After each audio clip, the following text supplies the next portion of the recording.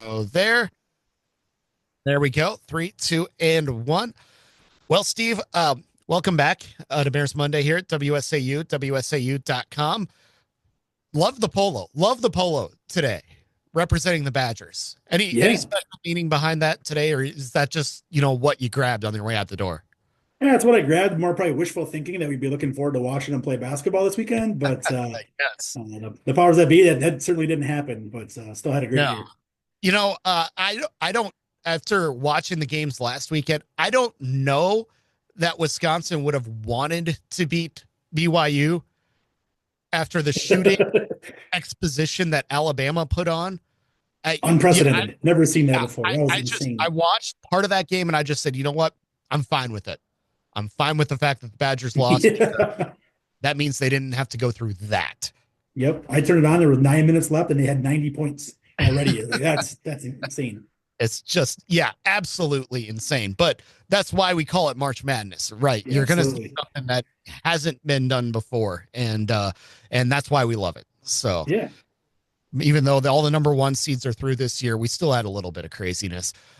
No real craziness though going on down in Plover. I mean, a community like that, I think the fewer date lines I write of Plover, Wisconsin, sometimes it's the better. But you guys have just been kind of status quo here since we last talked a few months ago. Is that right?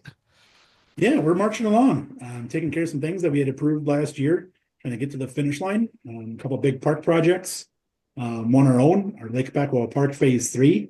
So we had a wonderful partnership with the Heart of Wisconsin Pickleball Association and Century Insurance, where the village was looking to construct some standalone pickleball courts with some pent up demand here in the village. We had said 6 courts is an appropriate village scaled project. And this group said we'd really love to have 12, and he said, well, let's design it for 12. And if you can fundraise for the other 6, let's make it happen. And lo and behold, they did. They made it all happen, in no small part because of Century Insurance donating $500,000 towards a project. Well, we're excited to get that project wrapped up here this spring and have a full summer and fall's worth of experience out there. We've got, we're lighting the path all the way around Lake Backwell Park. So that the light poles are all installed. A lot of that work is done. Really, it's going to be touch up this spring. We got a new parking lot outside of there to kind of handle some of the larger events that have grown accustomed to being out there now. So a lot of Mm-hmm. big success stories out there. Working on some additional safety improvements around the lake. The Plover Whiting Youth Athletics Organization is working on finalizing a significant building improvement inside the Woyak Sports Complex.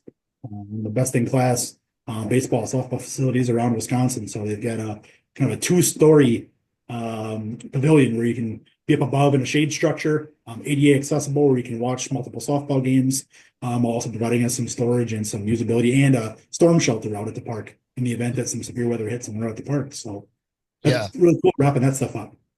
Yeah, and that's a lot of big important projects right there, especially as you mentioned, storm shelter areas, things like that. Obviously, something that you might not think about when you're designing a park or a baseball Mhm. field or a complex like that, but it's something that you certainly don't want to be searching for in a time of need. Certainly. Yep, absolutely. And I'm sure plenty of tournament organizers have had that issue. You can have the best forecast you can, and all of a sudden out of nowhere during the summer, something crops up, and to be able Oh to have a yeah. spot where if you can't get to your car, here's a nice safe spot to be. So that'll be a wonderful addition, and just it looks incredible. It's in a part of the park that didn't have a shelter otherwise. So again, a wonderful addition to the park, and it's another great community partnership with Plover Wedding Youth Athletics because they're paying for it all. Hmm. We did a zero interest loan for them to help bridge that, but it's a 5-year loan. They've got the funds to cover it. Their fundraising efforts were great. So again, a lot of what Plover does is how can we improve what we have out there by partnering with other people? That it's not solely a local government project. This is user groups that are vested in invested in our community that are willing to give back, and make our community better. So we're always excited to celebrate those things. So both Century and um, the Plover Whiting Youth Athletics Group and McCain Foods, who was a $100,000 donor to that Plover Whiting Youth Athletics building. So again, a lot of great partnerships making things happen here in Plover. Yeah, and yeah, absolutely. You mentioned the pickleball partnerships like that. You and I were just talking Yeah. before we started this. Uh, kind of, I had a chance to maybe be a bit of ahead of a curve with the pickleball thing. I actually learned how to play it back in college, and I just thought this isn't for me. And obviously, here in the last 6 or 7 years, I found out that it's for a lot of other people. It's still not for me. But so, what have you learned about this, and what have these groups kind of said about the sport and what they love about it when they come to the village and saying, "Hey, can we partner with something like this or get this kind of a project going?" Yeah, absolutely. I've learned a lot because, as I mentioned when we initially started talking about it, is Plover to date does not have any pickleball courts in its community.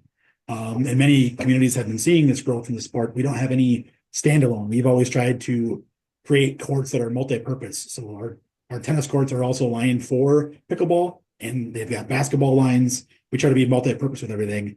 But we found that it doesn't really work for pickleball, and there's enough demand here locally just with folks playing from the Plover Stevens Point area, that they need more. And we've learned that it's across all ages. The group, that Heart of Wisconsin Pickleball Association that partnered with the village, they're in the Boys and Girls Club teaching classes to youth to play pickleball, and they've picked it up a lot and they want to play. During the winter, there's a huge organization, huge group that plays at the Century World Complex all winter long, and they've taken over nearly all the courts in there at times. So it goes all the way from kids up to senior citizens that say it's a sport they can play and get exercise with kind of minimal impact kind of on their bodies, but still get exercise, and it's a lot of fun. And that the game is really quick.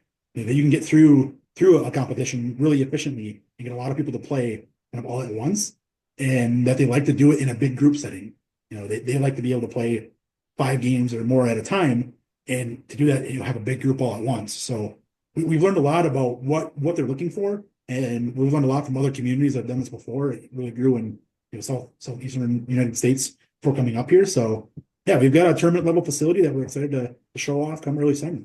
So that said, do you have, is there going to be possibly demand for some sort of maybe a multi-day event or some kind of a tournament, as you said, in the Plover area, like the Heart of Wisconsin Pickleball Association might say, if you can get this done, we'll maybe bring in a couple of weekend events a year and help stimulate the economy that way. Yeah, yep, and they've already got one scheduled. So in partnership with our Celebrate Plover event, they're going to be hosting a tournament on the courts there. It'll be the first tournament I think they're going to host here, and all the proceeds are going to come back into a fund for long-term maintenance of the court surfacing. So they're wanting to fundraise for it to keep this as one of the top of line facilities in central Wisconsin and beyond for years to come. So it'll be a Friday Saturday tournament, the Friday Saturday of Celebrate Plover, the last Friday and Saturday in July. And yeah, they've already kind of geared up for their marketing efforts to get people to come here. So a 2-day tournament to kick things off. Yeah, that's it sounds absolutely great. Just don't expect me to be down there playing in it. I'll maybe go down there and check it out as I'm checking out everything else with Celebrate Plover. But no, I'm hands off on that. I was just when I was playing it, I just kind of stood there and tried to return the ball when I could and moved when they told me to move. So Yeah. it, Yep. I'm not a pickleballer myself yet either. I've not played it myself. So yeah. Well, yeah, it's great to hear that projects like that are going on. And as you mentioned, I think the most important thing is finding a way to be partners in this because it's no secret that every municipality is doing more with less, yourself included. You're also looking at some big long-term investments, including the fire station upgrades and things like that that'll be need to be done. So to be able to do that and not put the burden on the back of the Plover taxpayer is obviously huge for everybody in the region. yeah, those partnerships are so important and have been important for Plover for a long time. Something that my predecessors were really successful at is finding folks in the community to partner with to make cool things happen. You've got the Century curling facility inside of Lake Packola Park. Again, partnering with the Stevens Point Curling Association and Century to make that happen. Plover Wedding Youth Athletics, again, they do all of our kind of summer and fall recreational programming in the village, and they fund it. You know, we partner, we help maintain some of their facilities, and there are facilities that we maintain. But again, they provide all the offerings. They do the coaches, the trainings, all the clinics, tournaments, etc. So we couldn't do the wonderful things that we do in our community without those in the community that are willing to give back. Mm-hmm. Absolutely. That said, do you have an update on us, or for us, I should say, on the efforts to improve the fire station there in Plover. Yeah, so yeah, we continue to chug along on that. So, as we discussed previously, we're looking at building a new standalone police department as part of phase one, and then phase 1A is then renovating the existing PD for a new fire department and EMS department building to modernize both of those facilities. We've held multiple. We had a public information meeting. We've done multiple radio station interviews, TV interviews. We included a large kind of the centerfold of our most recent village newsletter out to explain the whole project, including the potential financial impacts, right? Mm-hmm. Depending on the value of your home. What could this look like if it all stays even? But let us know what you think, right? This is the direction that we're looking at, but we need to hear from you, the public. And what we've heard has been positive. Really all but maybe one or two comments, which is pretty crazy, have been, yeah, we fully understand that we need this, go for it. And we've had two that say, yeah, it's a kind of a tax burden. We prefer something a little bit more affordable. But generally speaking, we've heard nothing but positive things. So last night at our village board meeting, the village board approved proceeding with a request for proposals for architectural design services for that project. We'll get that out, get some proposals back and see where those costs lie. And again, kind of get some public feedback. Are we continuing to head in the right direction? Again, I know that we are, but we're not kind of trying to hide the fact that this is a big project financially. We want to make sure people are understanding, ask questions. We're here to answer them. And just make sure people are comfortable move forward. But we're continuing to move forward. If this all moves forward in the way that we're anticipating it, we could be in full design mode come July of yet this year. So that means construction could be, just a couple of years away. Is that correct? Yeah, yeah, and depending on how early things move around, might be wishful thinking that if the community is all prepared for it, that we might get some groundbreaking yet this fall. If not early next spring, the standalone PD alone would be a 2-year construction project before they were to be able to move in, and then another year for the fire department improvements. The way that we have it designed is fortunate that nobody would be displaced during construction. Our operations would exist the exact way that they are now, both public facing and kind of internally. Operations would continue to move how they do it now, and then move into the new spaces as they're able to. So it's we put a lot of time and effort and thoughts into how we make this work, and yeah, the real work starts now. Mm-hmm, absolutely. And to be very thoughtful about that is something that is definitely key for a big project like this, as you mentioned, not rushing into it because of the long-term implications of it. And I guess you could say the long-term need for it. Yeah, and what we've been emphasizing is the process is just as important as the outcome in this case, right? That we need to be transparent throughout everything that we're doing. The public understands where we're at, what are the potential costs for that? Are we prepared to do that? And if so, okay, let's do it. And then again, each step of the way, provide opportunity for some input.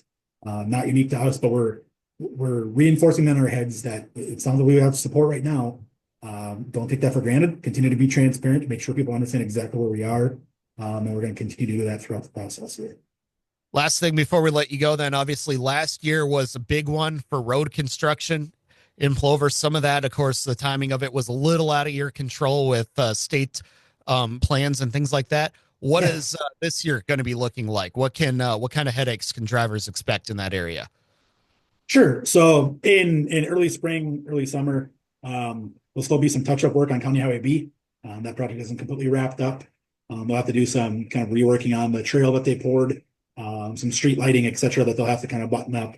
So expect a little bit of work kind of intermittently. We won't have all of those lanes shut down like we did all summer. It'll just be where they're working this time around, is my understanding. And there's also going to be a joint repair project on Highway 54 from Plover to Wisconsin Rapids. Again, that'll be some kind of intermittent lane closures for that. That's another state project.